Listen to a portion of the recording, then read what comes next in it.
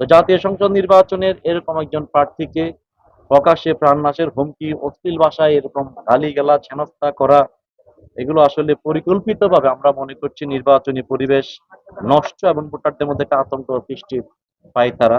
ইতিমধ্যে তা হয়েছে এবং এটা নিশ্চিতভাবে অবাধ, সুষ্ঠু ও নিরপেক্ষ নির্বাচন পরিপন্থী। ঘটনার বিষয়ে স্পষ্ট ভিডিও ফুটেজও আছে, যা ইতিমধ্যে সামাজিক যোগাযোগ মাধ্যমে ভাইরাল হয়েছে। তথাপি এই ন্যাক্কারজনক ঘটনার বিষয়ে রাঙ্গুনিয়া মডেল থানায় অভিযোগ দেওয়ার দায়ের করা সত্ত্বেও পুলিশ এখনো কার্যকর কোনো পদক্ষেপ, ব্যবস্থা, ওদেরকে কোনো গ্রেফতার, কোনো আসামিকে গ্রেফতার করতে সক্ষম হয়নি। নির্বাচনকালীন সময়ে এ ধরনের প্রাণনাশের হুমকি, প্রকাশ্যে গালিগালাজ করে হেনস্থা করা একজন প্রার্থীর বিরুদ্ধে নয়, বরং এটা আমি মনে করি পুরো রাঙ্গুনিয়াবাসীর জন্য, ভোটারদের জন্য একটা হুমকি। অবাধ ও সুষ্ঠু নির্বাচন ব্যবস্থার সাথে এবং আমাদের যারা আইন শৃঙ্খলা রক্ষাকারী বাহিনী আছে তাদের প্রতি বিদ্যাঙ্গুলি প্রদর্শন করার নামান্তর বটে। ইতিমধ্যে আমরা চট্টগ্রাম ৭ রাঙ্গুনিয়া আসনে মোমবাতি প্রতীক নিয়ে, আপনারা জানেন আমি আপনাদেরই ভাই, আপনাদেরই সন্তান, রাঙ্গুনিয়ার থেকে জন্মে এখানে বেড়ে ওঠা আপনাদেরই ছেলে অ্যাডভোকেট ইকবাল হাসান সংসদ সদস্য প্রার্থী হিসেবে প্রতিদ্বন্দ্বিতা করছি। ইতিমধ্যে আমাদের নির্বাচনী আনুষ্ঠানিক প্রচারণা গণসংযোগ শেষ। গতকাল প্রচারণা শেষ করে আমি আউলিয়া কেরামগণের মাজার জিয়ারত করে যেমন প্রচারণা শুরু করেছিলাম, ঠিক তদ্রুপভাবে গতকাল আমাদের এলাকারই গার্ডসেকের মহান অলি হজরত খলিলুর রহমান শাহ রহমতুল্লাহ উরস ছিল। সে উরসে জিয়ারতের মাধ্যমেই আমি আমার গণসংযোগ প্রচারণা শেষ করার মনস্থ করেছিলাম। গণসংযোগ শেষ করে আমি ওখানে জিয়ারতে যাই। গতকাল রাতে ওখানে জিয়ারতে গেলে, জিয়ারত শেষ করে রাঙ্গুনিয়া পৌরসভার ঘাটশেখ এলাকার হযরত খলিল শাহ রহমতুল্লাহ এর উরস ময়দানের প্রাঙ্গণে জিয়ারত শেষ করে আমি ওখানে আমার শুভাকাঙ্ক্ষী এলাকাবাসীদের অনুরোধে একটু দোয়া চাওয়ার জন্য যখন কথা বলছি, সালাম বিনিময় করছি, এক পর্যায়ে হঠাৎ করে অতর্কিতভাবে দেখা যায় এলাকার চিহ্নিত কিছু বিএনপি কর্মী, যাদের নাম আমরা জানতে পেরেছি ইমরান, তার পিতা আবুল হোসেন, এবং মোহাম্মদ সুমন, তার পিতা সিরাজুল হক সহ আরো কিছু দুষ্কৃতিকারী, তারা পরিকল্পিতভাবে দেখা যায় আমার উপর হামলা করে। এই অভিযুক্তগণ আমাকে আঘাত করার উদ্দেশ্যে তেড়ে আসলে এবং প্রাণ মেরে ফেলার হুমকি টামকি দিয়ে অকথ্য ভাষায় যখন গালিগালাজ শুরু করে, প্রকাশ্যে হেনস্থা করেন এবং আমার যে কর্মী সমর্থকরা যারা তাদেরকে নিবৃত্ত করতে চেয়েছিল, যেটা আল্লাহর অলির উরুস মুবারক, পবিত্র জায়গা, পবিত্র এখানে পরিবেশ দূষণ করবেন না, এরকম গালিগালাজ এগুলো করবেন না, তাকে নিবৃত্ত করতে চাইলে তাদেরকেও তারা বিভিন্ন ধাক্কা মেরে মারধর করে আহত করে। আপনারা ইতিমধ্যে সেগুলো ভিডিও ফুটেজ দেখেছেন, এগুলো সামাজিক যোগাযোগ মাধ্যমে ইতিমধ্যে ভাইরাল হয়েছে। এরপরে বাংলাদেশের গৌরব সেনাবাহিনী ঘটনাস্থলে গিয়ে পরিস্থিতি নিয়ন্ত্রণে আনেন এবং রাঙ্গুনিয়া মডেল থানার পুলিশ আমাকে ওখান থেকে নিরাপদ স্থানে নিয়ে আসেন। ইতিমধ্যেই যখন রাঙ্গুনিয়াতে এটা ছড়িয়ে যায়, রাঙ্গুনিয়ার সাধারণ জনতা ঘুম থেকে উঠে রাতের মধ্যে দেখা যায় তারা বিক্ষোভে নেমে আসলে আমি তাদের চেষ্টা করি তাদেরকে শান্ত করার জন্য, যাতে নির্বাচনী পরিবেশ বা একটা আল্লাহর সঙ্গে বারবার চেষ্টা করি তাদের নিবৃত্ত করার জন্য। এই বিক্ষুব্ধ জনতা যখন একত্রিত হয় তখন থানায় গিয়ে ওসি সাহেবের পরামর্শে আমি অভিযোগ দায়ের করেছি ভারপ্রাপ্ত কর্মকর্তা বরাবর অভিযুক্তদের বিরুদ্ধে। আইনগত ব্যবস্থা গ্রহণের উনি আশ্বাস দিয়েছেন। এটা আশ্বাস দেওয়ার প্রেক্ষিতে আমি যারা বিক্ষুব্ধ জনতা ছিল তাদেরকে শান্ত করে বললাম রাত হয়ে গেছে, আপনারা বাড়ি করে চলে যাও। তো জাতীয় সংসদ নির্বাচনের এরকম একজন প্রার্থীকে প্রকাশ্যে প্রাণনাশের হুমকি, অশ্লীল ভাষায় এরকম গালিগালাজ হেনস্থা করা, এগুলো আসলে পরিকল্পিতভাবে আমরা মনে করছি নির্বাচনী পরিবেশ নষ্ট এবং ভোটারদের মধ্যে একটা আতঙ্ক সৃষ্টির পায়তারা। ইতিমধ্যে তা হয়েছে এবং এটা নিশ্চিতভাবে অবাধ, সুষ্ঠু ও নিরপেক্ষ নির্বাচন পরিপন্থী। ঘটনার বিষয়ে স্পষ্ট ভিডিও ফুটেজও আছে, যা ইতিমধ্যে সামাজিক যোগাযোগ মাধ্যমে ভাইরাল হয়েছে। তথাপি এই ন্যাক্কারজনক ঘটনার বিষয়ে রাঙ্গুনিয়া মডেল থানায় অভিযোগ দেওয়ার দায়ের করা সত্ত্বেও পুলিশ এখনো কার্যকর কোনো পদক্ষেপ ব্যবস্থা ওদেরকে কোনো গ্রেফতার কোনো আসামিকে গ্রেফতার করতে সক্ষম হয়নি। নির্বাচনকালীন সময়ে এ ধরনের প্রাণনাশের হুমকি প্রকাশ্যে গালিগালাজ করে হেনস্থা করা একজন প্রার্থীর বিরুদ্ধে নয়, বরং এটা আমি মনে করি পুরো রাঙ্গুনিয়াবাসীর জন্য, ভোটারদের জন্য একটা হুমকি।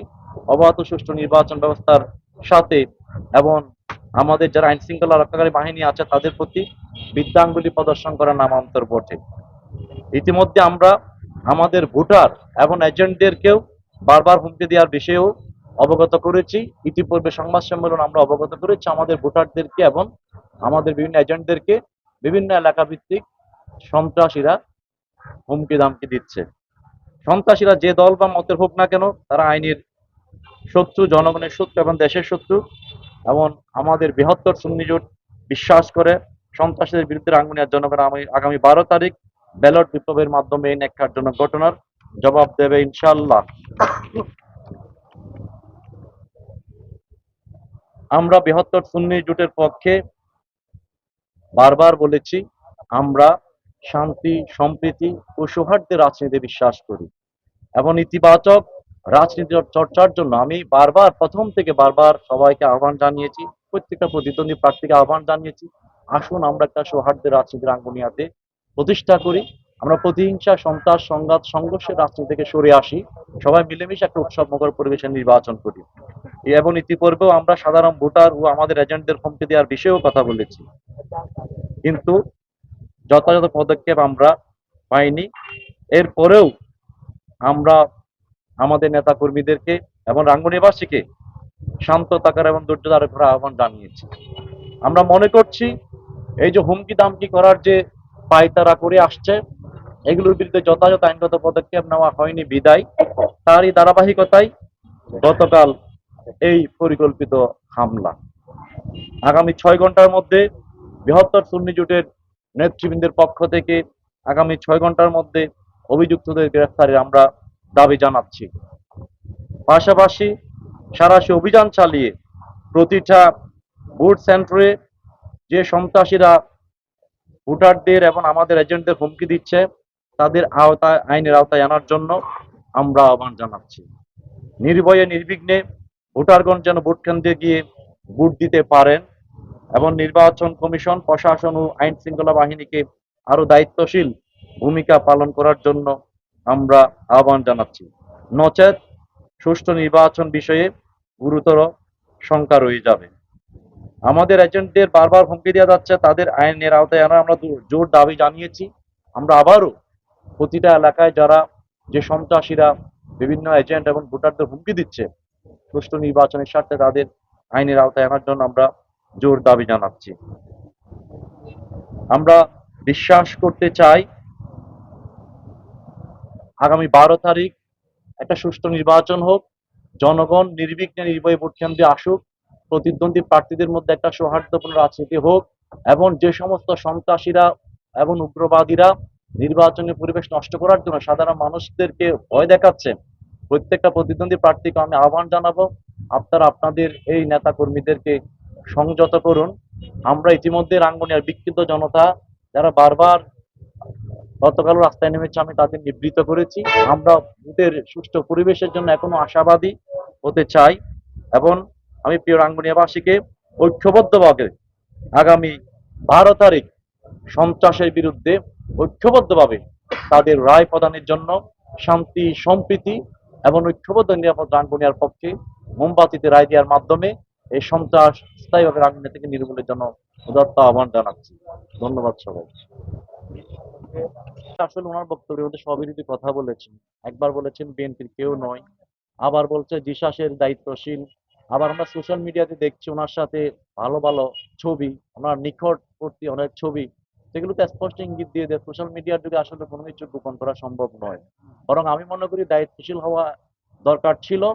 নিজেরা এই কর্মীদের দুঃখ প্রকাশ করে ওনারা যদি আসলে ওনাকে দল থেকে বহিষ্কার পূর্বক আইনের আওতায় সাপোর্ট করতেন, তাহলে আমরা মনে করতাম যে আসলে ওনারা দায়িত্বশীল রাজনীতিবিদের আচরণ করছেন। এলাকার জন্য, সাধারণ ভোটারদের জন্য আতঙ্ক। তো সেই জন্য ওদেরকে স্পষ্টভাবে আইনের আওতায় না আনলে আসলে তারাই আতঙ্ক ছড়াবে। উনি কেবলমাত্র এখন একজন আর উনি একটা ফৌজদারি অপরাধী এখন। ওনাকে এখন আর ওই যে বহিষ্কৃত নেতা বলে আসলে আর বাঁচানোর সুযোগ নেই। যেহেতু উনি ফৌজদারি অপরাধ করেছে, অবশ্যই ওনাকে আইনের আওতায় আনতে হবে, যাতে করে অন্যান্য আসামিরা, অন্যান্য সন্ত্রাসীরা যাতে করে সতর্ক হয়ে যায়। আমরা ইতিমধ্যে থানায় অভিযোগ দায়ের করেছি। থানার অভিযান ইনচার্জ বলেছে ওনার বাসায় গিয়ে খুঁজছে, ওনাকে খুঁজে পাচ্ছে না, এবং বলেছে যে রাঙ্গুনিয়াতে কোনো জায়গায় যদি ইউনো সাহেবও বলেছে, আমাদের সরকারি রিটার্নিং কর্মকর্তা এবং আমাদের ওসি সাহেবও বলেছে ওনাকে ইতিমধ্যে ওনার ঘরে রেড দেওয়া হয়েছে, ওনাকে পাওয়া যাচ্ছে না। ওনাকে রাঙ্গুনিয়ার যে কোনো জায়গায় পাওয়া গেলে ওনাদেরকে খবর দিয়ে সহযোগিতা করার জন্য যেহেতু বলেছেন, আমি সাংবাদিক ভাইদের মাধ্যমে রাঙ্গুনিয়াবাসীকে আহ্বান জানাই, আপনারাও একটু আমাদের আইন শৃঙ্খলা বাহিনীকে সহযোগিতা করুন। ওনাকে যদি কোনো তথ্য পেয়ে থাকেন তাহলে ওনাকে সহযোগিতা করুন। গ্রেপ্তারের জন্য ইতিমধ্যে নাকি বলেছে, তারা কি দলীয় ভাবে এটা অভিযুক্ত দলীয় নেতা বিরুদ্ধে ওনারা তো এতক্ষণ তো বললাম, বিরুদ্ধে নাকি দলের নেতা? ওনারা দুজনেই বিএনপির দুজন দায়িত্বশীল, এবং ওনারা ওখানে আসলে হুমকি দিয়েছে আমাকে। তো আমিও উরুষে শ্রদ্ধা করি, ওনারা উরুষে আছে, আমার সাথে তো ওনার সমস্যা কোন জায়গায়? উনি তো শুধুমাত্র মোমবাতির জয় গানে, মোমবাতির একটা বিজয় স্লোগান দেখে ওনারা আতঙ্কিত। সে আতঙ্কের জায়গা থেকে ওনারা দিক বিদিক হারিয়ে আসলে মোমবাতি প্রতীকের প্রার্থীর ব্যক্তি চরিত্র হনন। আপনারা ইতিমধ্যে দেখেছেন ওনার সমাবেশের মধ্যে, আপনারা কলেজ মাঠের সমাবেশে দেখেছেন স্পষ্টভাবে প্রার্থীদের চরিত্র হরণ ট্যাগিং এর কথা আপনারা দেখেছেন। তখন তো ওনারা কোনো পদক্ষেপ নেয় নাই। আরেকটা ভিডিও আমরা দেখেছি, ওখানে স্পষ্টভাবে মোমবাতি প্রতীকের প্রার্থীর বিষয়ে সমস্ত নেতাদের সামনে এই যে হাই স্কুল মাঠে যে সমাবেশ হয়েছে সেখানেও কিন্তু কথা বলেছে, অথচ এই উস্কানিমূলক কথাবার্তাগুলো আমাদের স্পষ্ট আচরণবিধি লঙ্ঘন। উন্মুক্ত সমাবেশে সেগুলো বলেছে। আর পাশাপাশি ওনারা যেহেতু এই ওনাকে বহিষ্কার করে নাই, তাহলে এখন অন্যদের ক্ষেত্রেও বহিষ্কারের কথা বললে এটা কি অন্তর থেকে বলছে, কষ্ট থেকে যায়? আর প্রশাসনের যদি আহ্বান জানায়, তাহলে আমার মনে হয় না যে ওনাকে ধরতে এত দেরি হওয়ার কথা। যদি সবাই প্রশাসনকে যদি আন্তরিক হয়, সবাই যদি চায়, আমার মনে হয় তার মঙ্গল গ্রহে যান নাই, ওনাকে গ্রেফতার করা অত বেশি সময় লাগার কথা না। ধন্যবাদ।